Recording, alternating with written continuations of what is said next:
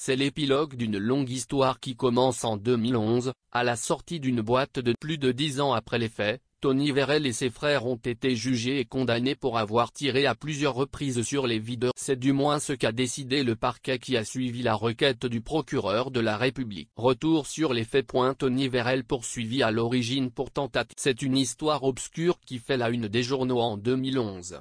Les faits se sont déroulés dans la nuit du samedi au dimanche 23 octobre. Le footballeur connu pour sa coupe de cheveux et sa moustache, surnommé Tony le Gitan, s'amuse dans une boîte d'essai à Nancy, dans la banlieue de Nancy, ville qu'il connaît bien puisque sa carrière a commencé. Mais l'alcool coule tant à flot que l'ancien footballeur se fait expulser, a priori sans ménagement, par les videurs, vers 3 heures du matin. Mais Tony et ses frères, mécontents, ne comptent pas en rester là.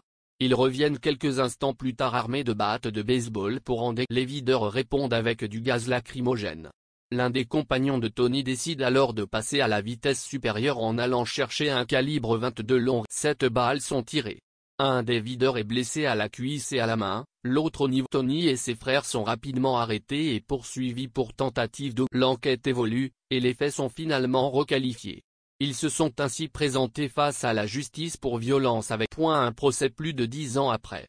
En 2022 s'est enfin tenu le procès au parquet de Nancy. Lundi dernier, le verdict est tombé, plusieurs semaines après que le procès, très médiatique, se soit tenu, c'était au mois de mars. Le procureur de la République, François Perrin, avait requis des peines lourdes contre les. Le parquet est convaincu que cette peine est nécessaire puisque Tony Vérel écope de 5 ans de prison, dont 2 avec sursis, pour violence avec arme. L'ancien champion du RC Lens va devoir passer 3 ans derrière les barreaux. Ses frères ont également été. Fabrice a écopé lui aussi de 3 ans de prison ferme, alors que Jimmy et Giovan s'en sortent avec 3 ans de prison dont 2. Une décision injuste pour l'un des avocats de Tony Vérel qui estime que l'histoire est encore aujourd'hui bien trop floue pour que des coupables soient désignés de la sorte. Il y a une très grande confusion sur ce qui a pu se passer, le doute doit bénéficier à tout le monde, rappelle-me Frédéric. Un nouveau procès en appel?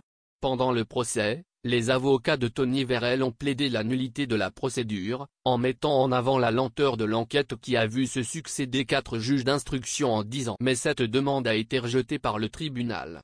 Face à la décision prise par la justice, nous allons faire appel.